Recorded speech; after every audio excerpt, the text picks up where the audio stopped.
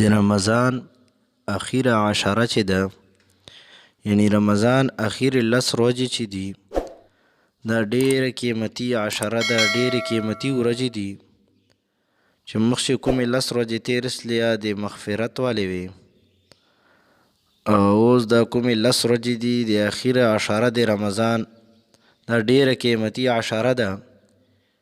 یعنی الله تعالی خپل بندگان دوزخ نه آزادوي په دې عشرې چې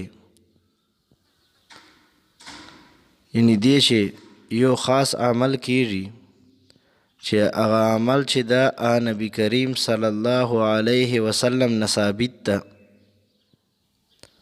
چې یو عمل ته اعتکاف ویلی کیږي. یعنی نبی کریم صلی الله علیه وسلم چې ده دغه عمل باندې همیشوالی کړی ده. ځکه حدیث شریف چې راځي، حضرت عائشہ رضی اللہ عنہا فرمائی چې نبی کریم صلی الله علیه وسلم به د رمضان اخیر عشرې چې اعتکاف کاوه، دوره پورې چې الله تعالی دته وفات راوستو، یعنی نبی کریم صلی الله علیه وسلم دې دنیا نه لاړی، او د بعد او بیا ازواج مطهرات چوروي یغو اعتکاف کاوه. اعتکاف چه شی ده او د ده فایدې چه شی دي؟ اعتکاف معنی کې ټهرنې یا رکنې، یعنی اعتکاف اصل چې بندولو ته یا بندیدلو ته یا بندولو ته وایي. اعتکاف ځکه ورته وایي، علماء کرام فرمایي چې سړی جان داسې یو ځای بند کی چې هلته د الله رضا دته حاصلیږي او عبادت دپاره بهترینه موقع دته میلاو سي. او بعضې علما خدا فرمایي چې بندول د ګناهونو نه، یعنی سړی چې دا جان ګناهو نه بند کی، ګناهونه په ځای باندې بند کی، ځکه بندول ورته وایي چې دا سړی چې دا جان باندې ګناهونه بند کی، داسې ماحول چې سي چې هلته ډېر ګناهونه دی پرېږدي، یعنی ګناهونه بالکل ختم سي. ځکه دی په جومات چې ناستي، مسجد چې ناستي، دی اکثر ګناهونه دی بچي، بالکل ګناهونه یې لکه ختم وي، غلط نظر نه محفوظ سی، یعنی بد نظری نه محفوظ سی، دی ګناهونو نه بچ سی.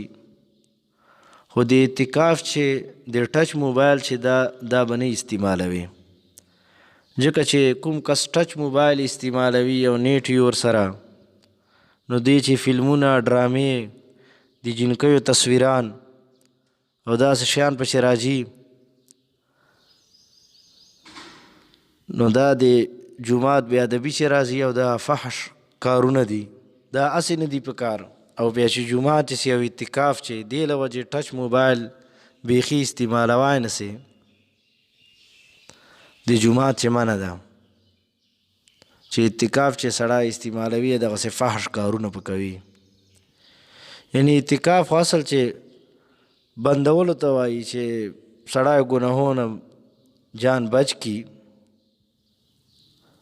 او د الله تعالی سره ځان ټچ کی،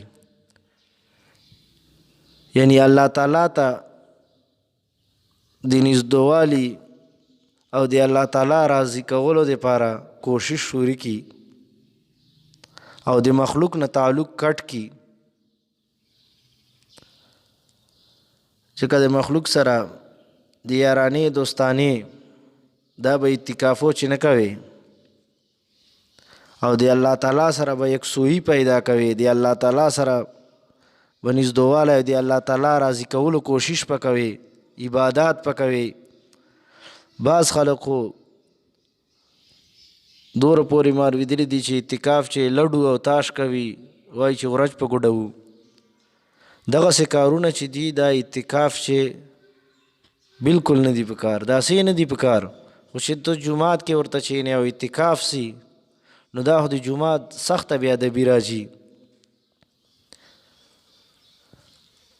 بعضې داسې کسان چې دوه دوه ملګري او درې درې ملګري یارانه دوستانه یي چې یو کس چینېږي نو نور ورسره چینېږي، ګپ شپ لګوي اعتکافو چې دغسې کارونه به جان بچ کوي. بل د اعتکاف چې زبردست عبادات دپاره سړي ته موقع میلاو سي او د لمونځ تکبیر الله سره ادا کولو دپاره بهترینه موقع سړي ته میلاو سي. ځکه تکبیر الله چې ده دا خو د مځکې به مخ باندې چوره دي، یعنې دنیا چې څه شی دي دینه او دنیا نه دا تکبیر الله چې ده دا ډیره بهتره ده. ځکه نبی کریم صلی الله علیه وسلم یو احادیث چې راځي چې کوم سړی د 40 ورځې تکبیر تحریمه سره لمونځ وکړي، تکبیر الله سره لمونځ وکړي، دا سړی چې دا منافق نه ده، یعنی الله تعالی چې دا دنه نفاق باسي. یو بل احادیث چې راځي حضرت ابن عباس رضی الله عنه روایت ته چې نبی کریم صلی الله علیه وسلم او فرمایل چې اعتکاف کوونکی ګناهونه محفوظ سي، د ټولې نیکۍ داسې لیکلی کیږي لکه دا کار دا خپله کوي. مطلب دا ده چې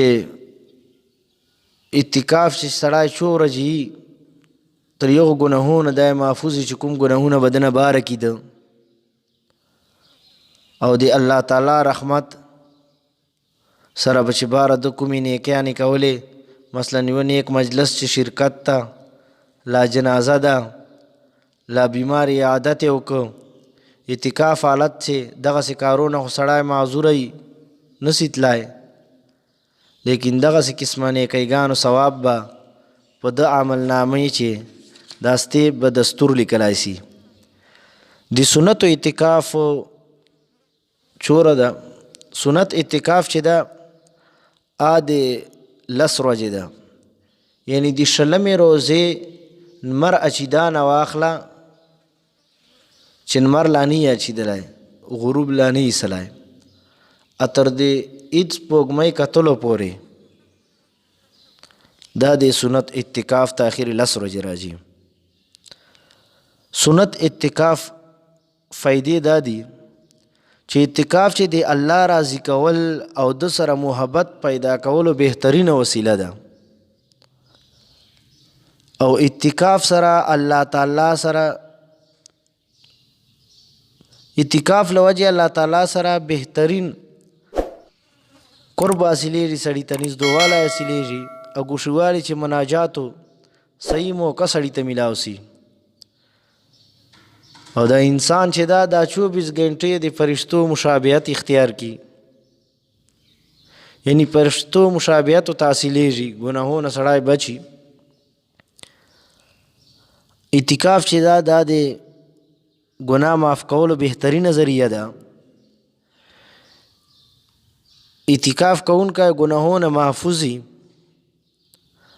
اعتکاف فعالت چې سړی هر وخت د الله تعالی په دربار چې حاضر وي او د الله تعالی نظر رحمت او نظر کرم زیات مستحق دا کس وګرځېږي.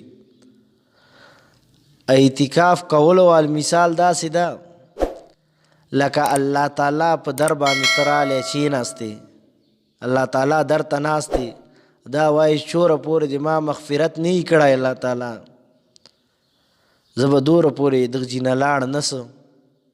او اعتکاف چې دا د شب قدر نه پیدا اخیستلو دپاره بهترینه ذریعه ده.